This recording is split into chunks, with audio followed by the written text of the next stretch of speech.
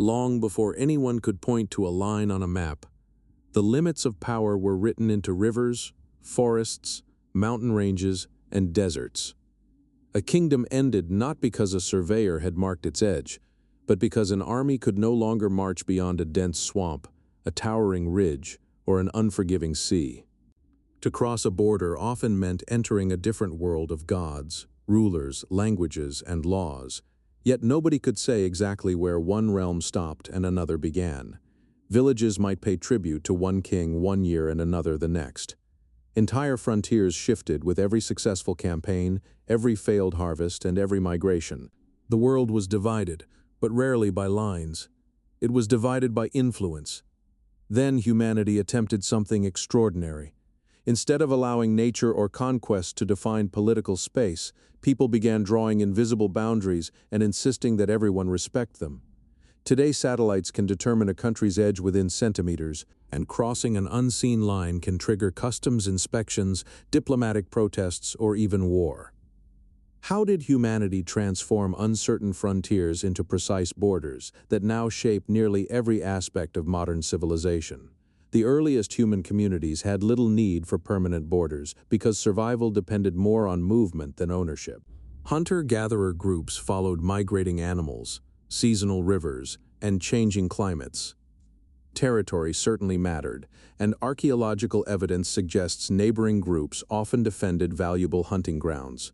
But these spaces were understood through memory rather than measurement. A particular valley belonged to one community because generations had hunted there. A distant ridge marked the point where strangers usually appeared. These understandings were flexible, adapting to environmental pressures and social relationships rather than fixed geography. Everything began to change with agriculture. Around 10,000 years ago, permanent settlements tied people to specific fields, irrigation systems, and grain stores. Land was no longer simply a place to pass through. It became wealth itself. Once crops required months of cultivation, communities needed dependable ways to determine who could farm which fields and who possessed the authority to defend them. The invention of settled farming therefore created a new political problem. If land produced prosperity, who controlled its limits? Early civilizations answered this question imperfectly. In ancient Mesopotamia, cities such as Ur, Lagash, and Umma competed fiercely over fertile farmland watered by the Tigris and Euphrates rivers. Their disputes were rarely about abstract national territory.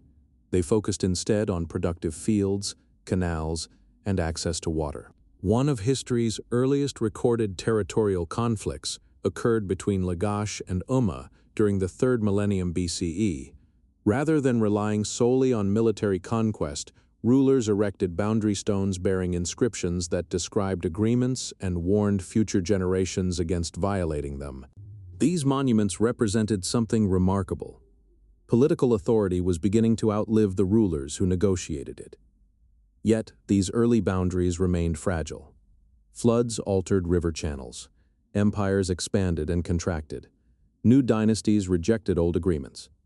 The famous Code of Ur-Nammu and later the Code of Hammurabi reveal societies increasingly concerned with property, inheritance, and legal certainty.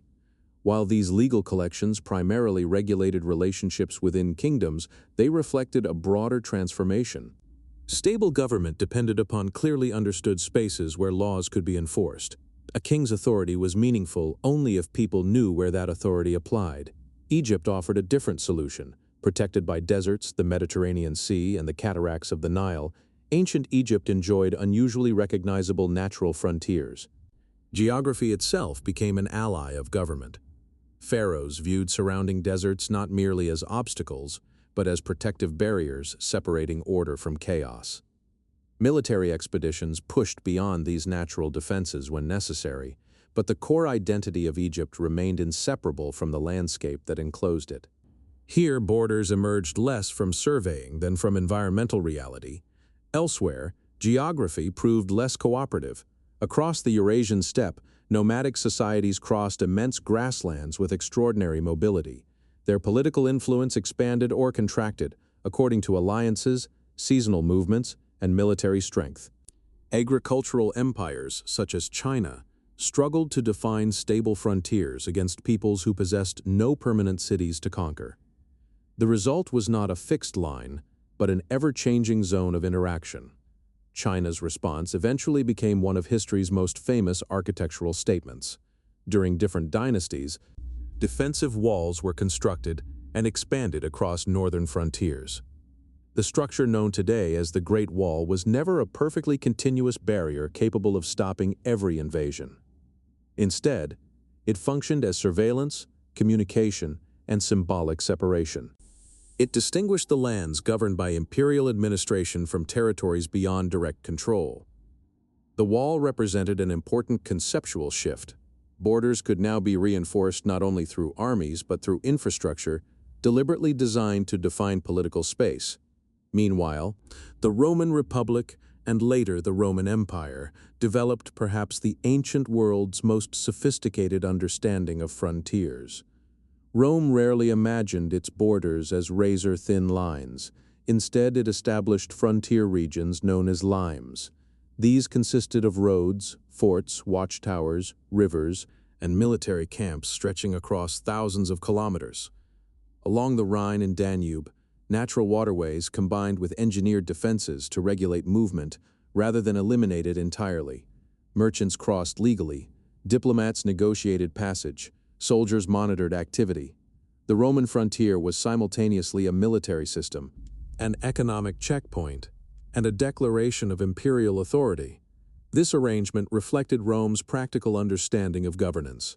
Absolute separation was impossible. What mattered was controlling who entered, who traded, who paid taxes, and who accepted Roman law. Borders, therefore, became instruments of administration as much as defense. The empire's remarkable legal tradition reinforced this connection. Jurisdiction depended upon territory, and territory required recognizable limits. Without boundaries, there could be no consistent taxation, military recruitment, or judicial authority. Still, Roman frontiers remained fundamentally different from modern borders. Beyond the forts lay not another equally recognized sovereign state, but a mosaic of tribes, kingdoms, and shifting alliances. Political space was layered and negotiated rather than universally standardized.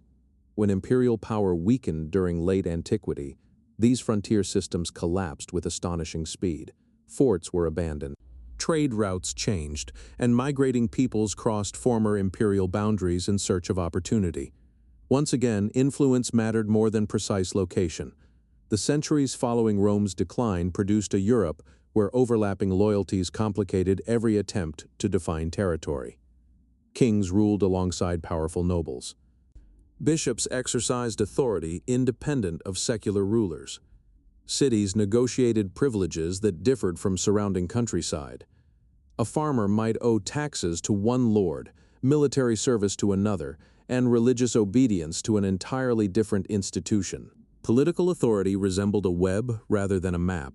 This fragmented order repeatedly generated conflict because nobody could fully agree where one ruler's legitimate authority ended and another's began. Medieval frontiers were often described through forests, rivers, castles, and villages rather than mathematical coordinates. Treaties listed landmarks visible to everyone because no universally accepted surveying methods yet existed to define abstract lines across landscapes. As kingdoms expanded, commerce increased, and governments grew more sophisticated, these traditional methods became increasingly inadequate. Humanity had learned to defend territory. It had learned to administer territory, but it still had not fully learned how to define territory with enduring precision. That challenge would reshape the modern world in ways earlier civilizations could scarcely imagine. The search for precision accelerated during the Renaissance as advances in mathematics, astronomy, and cartography transformed the way rulers understood land. Better maps gave governments something previous generations had rarely possessed: the ability to imagine territory as a measurable object rather than simply a collection of familiar places. Surveyors carrying chains, compasses, and later increasingly sophisticated instruments could calculate distances with growing accuracy. A kingdom was no longer defined only by the villages that recognized its ruler. It could be described, measured, and eventually drawn. The decisive turning point arrived in 1648, with the Peace of Westphalia, which concluded the devastating 30 Years' War. Historians continue to debate how revolutionary these treaties truly were, but they undeniably strengthened an idea that would dominate international politics. Each sovereign state possessed authority within its own territory, while neighboring states possessed authority within theirs. Instead of overlapping layers of competing claims, Europe gradually moved toward recognizing mutually exclusive jurisdictions. Borders were becoming legal facts as much as geographical realities. This new understanding reshaped diplomacy. Ambassadors negotiated not only peace but precise territorial limits. Governments commissioned official surveys to reduce ambiguity before it could become conflict. Where medieval treaties had described a boundary as following an old oak tree or winding beside a stream, modern agreements increasingly relied on measurements, coordinates, and professionally prepared maps. The border itself became an object of law. Yet precision did not eliminate violence.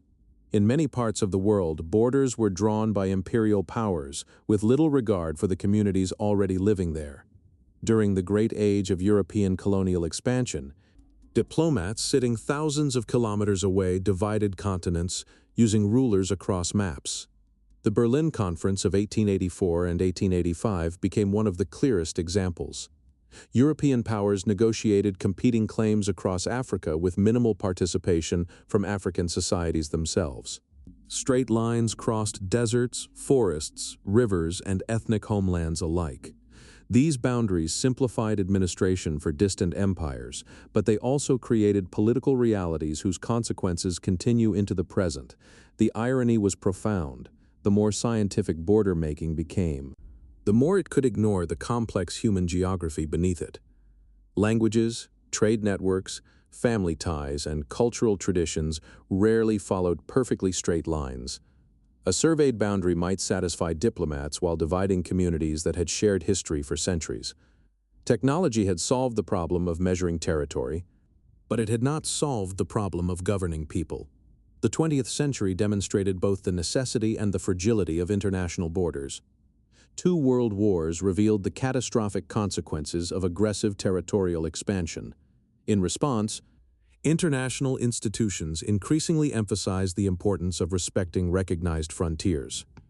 The Charter of the United Nations reinforced the principle that states should not acquire territory through force. Borders became connected not only to sovereignty but also to the broader hope of maintaining international peace. At the same time, decolonization created dozens of new independent states. Many inherited colonial boundaries because altering them threatened even greater instability. Imperfect though they were, existing borders often appeared less dangerous than attempting to redraw every line according to history, language, religion, or ethnicity. The legal principle of preserving inherited administrative boundaries became a practical compromise between historical justice and political stability. Meanwhile, technology continued its relentless advance. A border that once depended upon rivers and mountain peaks could now be fixed using aerial photography, satellite imagery, and the global positioning system. Modern surveyors identify locations with astonishing precision. International boundary commissions maintain monuments whose positions are verified to within centimeters. Customs officers, immigration agencies, and digital databases transform these invisible legal lines into everyday realities, affecting billions of journeys every year. Yet, despite this extraordinary precision, borders remain human inventions rather than natural truths. Rivers change course, coastlines erode, islands emerge and disappear. Climate change is already forcing governments to reconsider maritime boundaries as sea levels rise. Cyberspace introduces entirely new questions about jurisdiction, where information crosses continents in fractions of a second, even in an age of satellites. Humanity continues debating where authority truly begins and ends. Perhaps the greatest lesson from the history of borders is that every line on a map represents a compromise between geography, politics, law, and collective belief. A border exists because enough people agree or are compelled to recognize it. Surveyors can measure it. Soldiers can defend it. Courts can interpret it. Diplomats can negotiate it. But none of those institutions can give a border meaning without the shared acceptance that this invisible line carries legal authority. The journey from natural landmarks to surveyed lines was never simply about improving maps. It was about transforming power into something predictable. Early societies relied upon mountains, rivers, and forests because nature offered the only dependable limits they possessed. Modern civilization relies upon coordinates because law now depends upon certainty rather than landscape alone.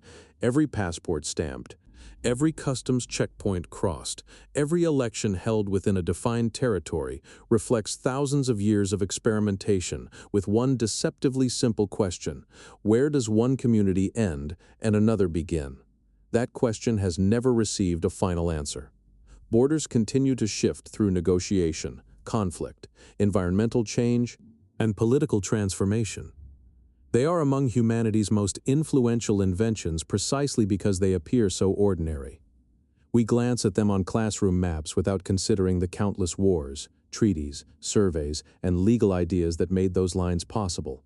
The next time you cross a national frontier, whether by road, sea, or air, remember that you are not merely passing from one place to another.